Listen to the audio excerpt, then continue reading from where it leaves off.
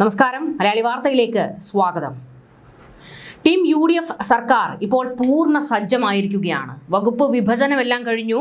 Lottery അടിച്ച ചിലർ ഒക്കെ ഈ കൂട്ടത്തിലുണ്ട്. നിരാശരാകേണ്ടി വന്ന ചിലരും ഇപ്പോൾ ഈ മന്ത്രിസഭയിലുണ്ട്. പക്ഷേ ചില പൊട്ടിത്തെറികൾക്കൊക്കെ ശേഷമായിരുന്നു മുഖ്യമന്ത്രിയെ പ്രഖ്യാപിക്കുന്നതും സത്യപ്രതിജ്ഞ നടന്നതും. പിന്നീട് എല്ലാവരും ഒരു മന്ത്രിമാരുടെ വകുപ്പുകൾ വിഭജിക്കുമ്പോൾ വലിയ പൊട്ടിത്തെറി ഉണ്ടാകും എന്നൊക്കെ പ്രതീക്ഷിച്ചിരുന്നു. പക്ഷേ അത്ര വലിയ പൊട്ടിത്തെറിയിലേക്ക് കാര്യങ്ങൾ പോകാതെ ഒന്ന് മയപ്പെട്ട് പലരും ഒന്ന് മയപ്പെടാൻ തയ്യാറായി. ഇപ്പോൾ ഒരു സതീശന്റെ നേതൃത്വത്തിലുള്ള മന്ത്രിസഭ തയ്യാറായിരിക്കുകയാണ്. ആ മന്ത്രിസഭയിലെ വകുപ്പുകളും ലോട്ടറി അടിച്ചവരെയും ഒക്കെ നമുക്കൊന്ന് പരിചയപ്പെടണം. നമുക്ക് കൂടുതൽ കാര്യങ്ങൾ ഒന്ന് വിശദമായി പരിശോധിക്കാം. പുതിയ VD സതീശൻ മന്ത്രിസഭയിലെ വകുപ്പ് വിഭജനം പൂർത്തിയാകുമ്പോൾ രാഷ്ട്രീയ കേരളം ഉറ്റുനോക്കുന്നത് അണിയറയിൽ നടന്ന വൻ അഴിച്ചുപണികളിലേക്കാണ്. തുടക്കത്തിൽ പ്രചരിച്ച സൂചനകളെ കാറ്റിൽ പറത്തിക്കൊണ്ട് ശക്തമായ സമ്മർദ്ദ രാഷ്ട്രീയത്തിനൊടുവിലാണ് അന്തിമ പട്ടിക പുറത്തു വന്നിരിക്കുന്നത്.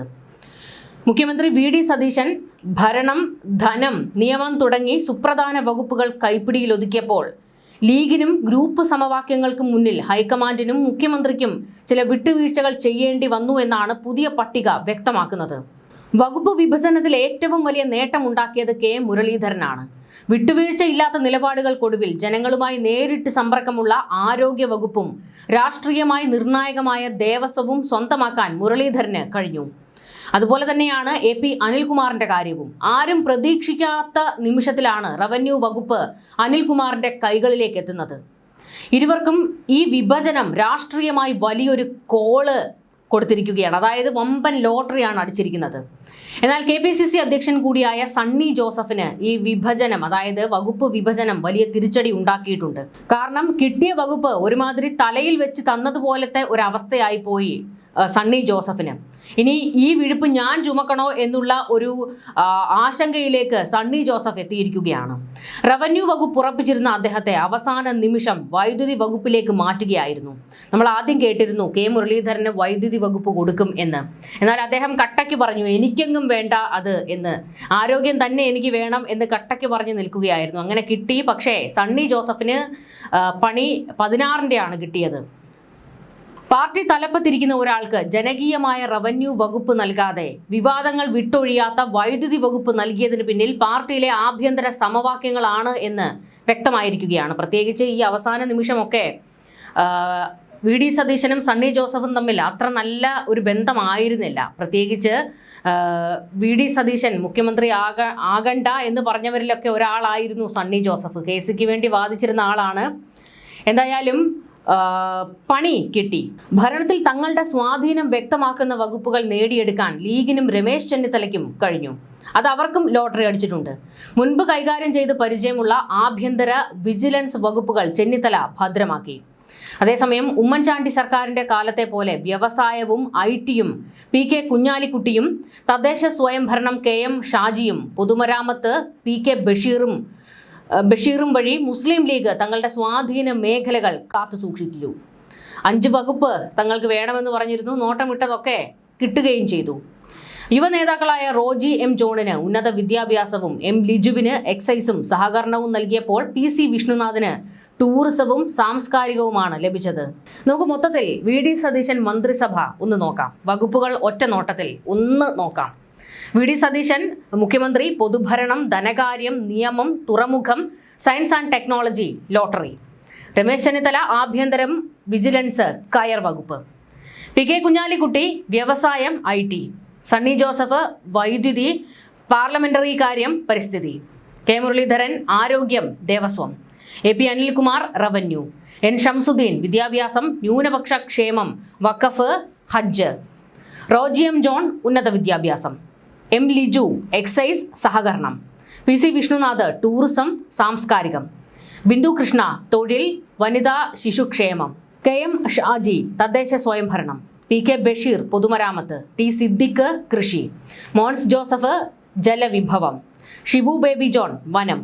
അനൂപ് ജേക്കബ് ഭക്ഷ്യ സിവിൽ സപ്ലൈസ്. CP ജോൺ ഗതാഗതം. VE അബ്ദുൾ ഗഫൂർ ഫിഷറീസ്, സാമൂഹിക നീതി. K തുളസി പിന്നോക്കക്ഷേമം. OJ ജനീഷ് യുവജനക്ഷേമം, കായികം, ആർക്കിയോളജി. ഇങ്ങനെ പോകുന്നു.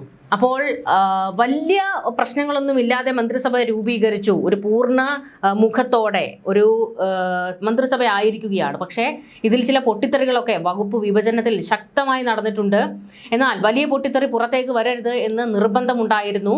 അതുകൊണ്ട് തന്നെ കുറച്ചൊരു മിതത്വം, മുഖ്യമന്ത്രി കസേരയ്ക്ക് വേണ്ടി നടന്ന അടിയുടെ ആ ഒരു ചളിപ്പ് അവർക്ക് നന്നായിട്ടുണ്ട്. അതുകൊണ്ട് ഇനി ആ ഒരു പ്രശ്നം ഉണ്ടാകരുത് എന്നുള്ളത് കൊണ്ട് തന്നെ എല്ലാവരും ഒന്ന് തൃപ്തിപ്പെട്ടതുപോലെ ഇപ്പോൾ പെരുമാറുകയാണ്. പ്രത്യേകിച്ച് ഏറ്റവും കൂടുതൽ പണി കിട്ടിയിരിക്കുന്നത് സണ്ണി ജോസഫിനാണ്. സണ്ണി ജോസഫ് ഇതൊരുമാതിരി ഇപ്പോൾ KPCC പ്രസിഡന്റായിട്ട് മാത്രം ഇരുന്നാൽ മതി എന്നുള്ള തലത്തിലേക്ക് അദ്ദേഹം എത്തിയിരിക്കുകയാണ്. വൈദ്യുതി ആർക്കും വേണ്ടാത്ത, ആരും എടുത്ത് തലയിൽ വെക്കാൻ ധൈര്യപ്പെടാത്ത, എന്നും പഴി കേൾക്കുന്ന വകുപ്പാണ് സണ്ണി ജോസഫിന് കിട്ടിയിരിക്കുന്നത്. അത് കൃത്യമായി VD സതീശൻ പണിഞ്ഞതാണ് എന്നുള്ള ഒരു ആരോപണം ഇപ്പോൾ ശക്തമായി പുറത്തേക്ക് വരുന്നുണ്ട്. എന്തായാലും വകുപ്പുകളൊക്കെ ഉദ്ദേശിച്ചതുപോലെ തന്നെ ചിലർക്കൊക്കെ കിട്ടിയിട്ടുണ്ട്. അവർക്കൊക്കെ ലോട്ടറി അടിക്കുകയും ചെയ്തു.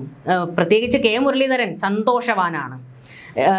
നോട്ടമിട്ടത് ആരോഗ്യ വകുപ്പായിരുന്നു. ബോണസ് പോലെ ദേവസ്വവും കൂടി കയ്യിൽ കിട്ടി. ഇതിനിടയിൽ മറ്റു ചില കാര്യങ്ങൾ കൂടി ഒന്ന് പരിശോധിക്കണം. ഈ മന്ത്രി കസേര കിട്ടാതെ പോയ ഒരുപാട് ആൾക്കാരുണ്ട്. അവരൊക്കെ അവരുടെ നീരസം ഇപ്പോൾ ഉള്ളിൽ ഒതുക്കുകയാണ്. മുൻപ് അത് പ്രകടമാക്കി പലരും സംസാരിച്ചിരുന്നു. പച്ചയ്ക്ക് ചിലതൊക്കെ പറയാനും തയ്യാറായിരുന്നു.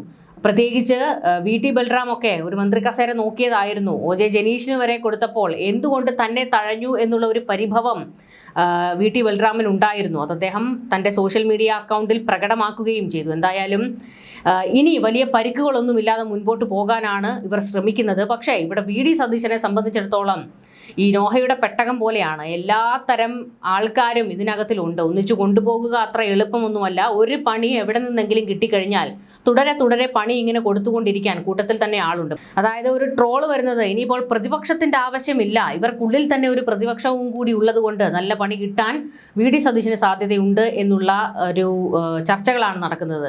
കാരണം അതിൻ്റെ ആദ്യത്തെ തുടക്കം നമ്മൾ കണ്ടല്ലോ, ജിൻഡോ ഒരു ഫേസ്ബുക്ക് കുറിപ്പിട്ടത്. അതായത് വടശ്ശേരി ദാമോദര മേനോൻ സതീശൻ, ആ മേനോൻ പറച്ചിൽ ഇവർക്ക് തന്നെ അങ്ങോട്ട് ദഹിച്ചിട്ടില്ല. അങ്ങനെ ഒരു ജാതിവാല് പറയേണ്ടിയിരുന്നില്ല. MLA ആയി സത്യപ്രതിജ്ഞ ചെയ്തപ്പോൾ പറയാതിരുന്ന ജാതിവാല് മുഖ്യമന്ത്രിയായപ്പോൾ അദ്ദേഹം പറഞ്ഞു. ഇതിപ്പോൾ രഞ്ജി പണിക്കരുടെ സിനിമ പോലെ ആയി എന്നൊക്കെ ഉള്ള ചില വിമർശനങ്ങൾ കൂട്ടത്തിൽ നിന്ന് തന്നെ പുറത്തേക്ക് വന്നിട്ടുണ്ട്. എന്തായാലും അത് വേണ്ടിയിരുന്നില്ല എന്നാണ് ഇവരൊക്കെ പറയുന്നത്. പല വിമർശനങ്ങൾ VD സതീശന് നേരെ ശക്തമാകുന്നുണ്ട്.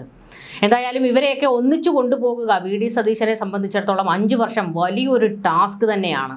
ഇതിനിടയിൽ എന്തെങ്കിലും ഒരു പൊട്ടിത്തെറി ഉണ്ടായിക്കഴിഞ്ഞാൽ അത് വലിയ ഒരു അഗ്നിപർവ്വതമായി മാറുക. ഇപ്പോൾ തന്നെ ഇതൊരു അഗ്നിപർവ്വതമായിട്ട് നിൽക്കുകയാണ്. അതെപ്പോൾ വേണമെങ്കിലും പൊട്ടിത്തെറിക്കാം. പൊട്ടിത്തെറിച്ചു കഴിഞ്ഞാൽ വലിയ വില കൊടുക്കേണ്ടി വരും. ന്യൂസ് ഡെസ്ക് മലയാളി വാർത്ത.